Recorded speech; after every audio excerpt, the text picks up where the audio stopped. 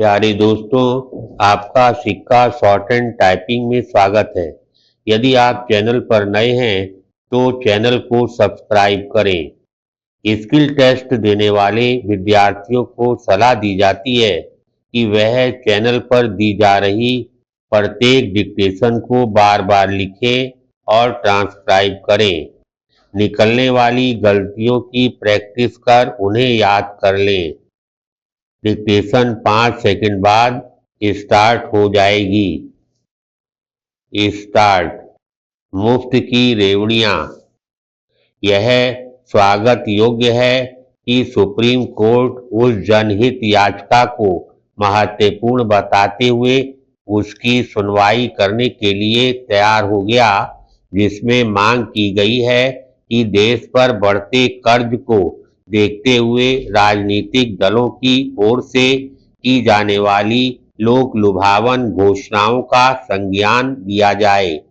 वैसे तो supreme court के समक्ष पहले भी यह मामला सामने आ चुका है और उसने चुनाव आयोग को इस संदर्भ में कुछ निर्देश भी दिए थे, लेकिन उनसे बात बनी नहीं।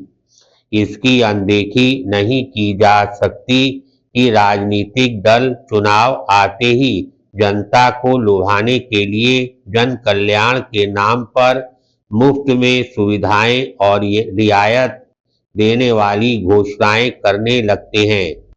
कुछ दल तो सीधे सीधे धन देने की घोषणा भी करने लगे हैं। चूंकि ऐसी घोषणाएं चुनाव जीतने में सहायक बनने लगी हैं, इसलिए उनका सिलसिला तेज होता जा रहा है।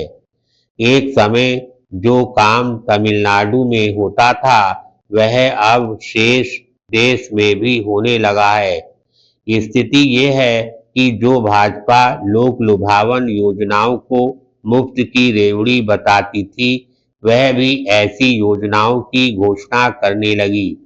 मुफ्त की योजनाएं यह कहकर शुरू की जाती हैं कि इससे निर्धन वंचित तबके को लाभ मिलेगा और उनका आर्थिक उत्थान होगा, लेकिन यह देखने में आ रहा है कि ऐसी योजनाएं न केवल सरकारी खजाने पर बोझ बनती हैं, बल्कि निर्धन वर्गों को सरकार पर निर्भर भी बनाती हैं।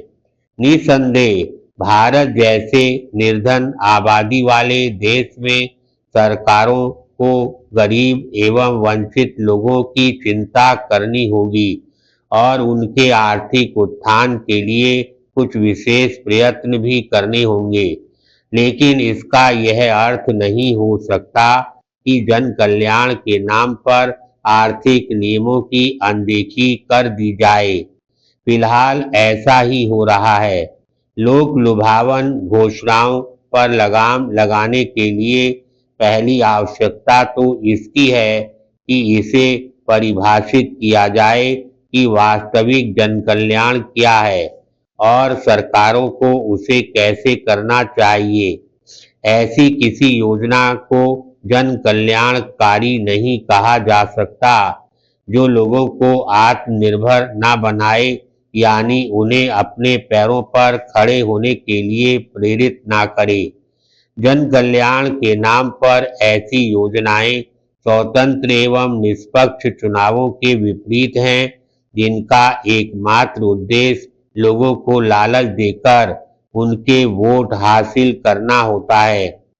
सुप्रीम कोर्ट को यह भी देखना होगा कि राजनीतिक दल जन कल्याण के बहाने लोक लुभावन घोषणाएं करते समय राज्य विशेष की आर्थिक स्थिति का ध्यान रखें। उन्हें ऐसी योजनाएं शुरू करने की अनुमति नहीं मिलनी चाहिए जो राज्य की आर्थिक स्थिति को डामाडोल करें और उनके पास बुनियादी विकास के काम करने के लिए भी धन का अभाव व्याप्त हो जाए। ध्यान रहे, कई राज्यों को अपने कर्मचारियों को समय पर वेतन देने के भी लाले पड़े हैं। धन्यवाद।